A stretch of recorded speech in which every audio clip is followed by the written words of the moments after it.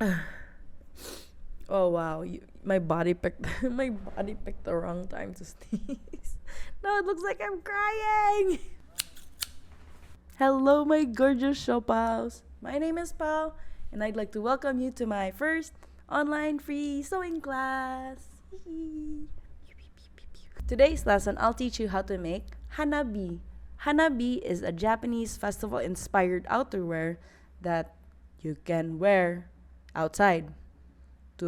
That's inspired by a Japanese festival. It's self-explanatory, really. As of recording this, we only have like a couple of weeks until Bon Odori, so I'm just gonna have to slowly cut out all the memes and stuff that I planned for this video and get straight to the point. For this lesson, you need to hunker down a bit because it requires a little concentration and a little comprehension and a whole ton of patience. But as a cosplayer, I'm sure you have like a billion of those. I mean, back in my day, people crammed the night before. So you know what? You're good. You're good. Let's just move on. In this episode, I'll teach you how to make 4 different types of garments from one pattern measurement thing, and that is the samue, the jinbei, the haori, and the hapi. Keep in mind there are differences between them, and I'll explain them along the way. For now, let's jump on straight to the measurements. Somebody asked what the difference between a haori and a hapi was. So I decided to consult Google, and this was its answer. Honestly, it can go either way. It's all semantics, but to be fair, a haori is worn in more formal events, and last I checked, a festival is, I guess, informal? Just you do you, boo, and don't bother anyone else for their choices. These are the measurements you'll need. You can get a copy of this sheet in the description box. The diagram will show you the measurements you'll need. I'll put mine up here as a guide, but for the front width, you actually have to do a bit of math for this one. To measure the front width, you need to divide your shoulder width in half and then add it to your current shoulder width. And that's it. That's all you need. With regards to the pants, I'm afraid I can't give you correct instructions for that since pants are a variety of their own. But don't worry, there's like a billion YouTube tutorials out there to teach you how to make your pants. In the future, when I make a better tutorial, I promise I'll include the pants. But for now, let's continue with the top. Now we begin drafting. For the sake of this tutorial, I'll teach you how to make the samue, since it's easier to build the other patterns on top of it, or rather, from it. I suggest you get the biggest paper you can find. Use a manila sheet if you have to. You need more than enough to cover your entire torso. Begin by drawing a vertical line going down, measuring your flap width. From there, draw a horizontal line toward the right, measuring your front length. Draw a vertical line going up, measuring your shoulder. You'll need to draw the length from your neck to your waist, matching parallel to the beginning line. Now that the net pattern has been made, it's time to add seam allowances.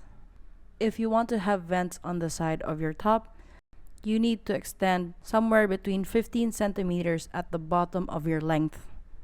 Once you've extended the bottom, it's time to add your seam allowance. The seam allowance could differ per person, but personally, I prefer a 2 centimeter seam allowance. So we'll go ahead and add 2 centimeters to the side over here, and 2 more centimeters at the shoulder. You'll notice that I extended the seam a little, and that'll make sense. Just trust me on this. Next, you add the seam allowance for the neck to waist, and finally, you extend a couple of centimeters and then connect to your bottom line. We're almost done.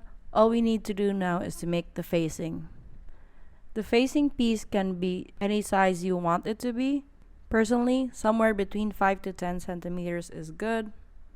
So we'll go ahead and measure at least 5 centimeters from this edge and draw a horizontal line.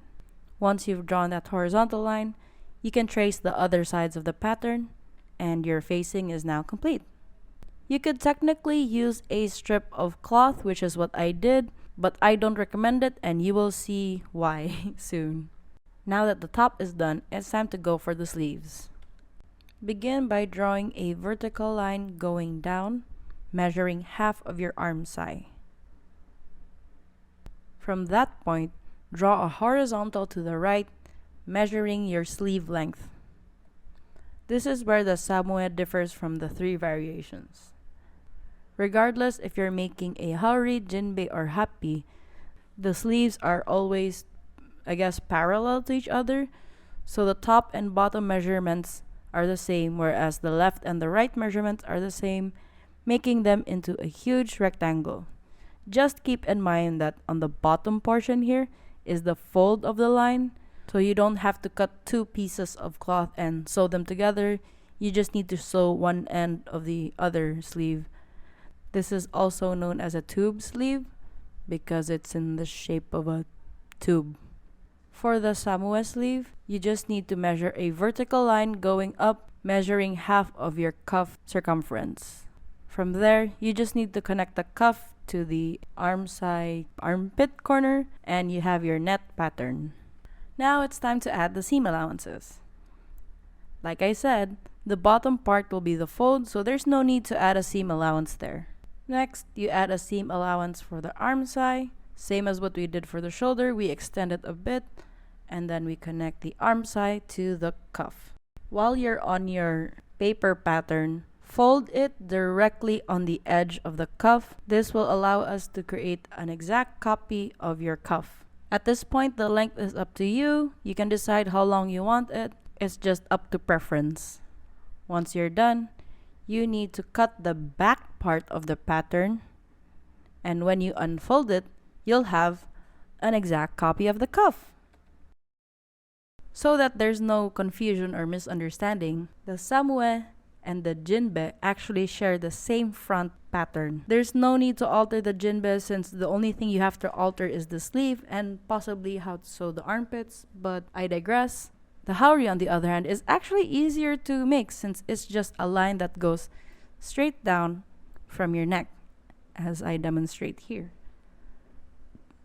As you can see, it's just a straight line that goes down to your neck, two parallel lines that matches to your knee. The hapi, on the other hand, applies the same straight down to the neck principle. However, the main difference is that the flap has to reach the point of the other side and obviously is a much shorter. When drafting a pattern for the hapi, I think it's safe to add maybe somewhere between 10 to 20 centimeters from the bottom of your haori pattern and extend it to the opposite side. That way you'll have that closed left over right flap thing going on. The hapi was constructed this way for two reasons. One, it can be worn as is, or two, it can be closed at the front and then tied with a sash. Apart from the length, the color for the first three items are the same. You just enclose the raw edge with your color. However, for the hapi, you might have to go for a slightly thicker color since they typically put writing or some kanji on the collar, and that's all up to you. It's not a requirement, but if you choose to be more decorative with your hapi, then please go ahead, go nuts, have fun with it. We'll end it here for now. I know, such a cliffhanger, and I'm sorry. The rest of this video got corrupted and I have to redo it again, but I'll do my best to have it uploaded soon. In the meantime, I urge everyone to stay home, stay safe, be healthy, be happy. I love every one of my siuPaus. See you next time.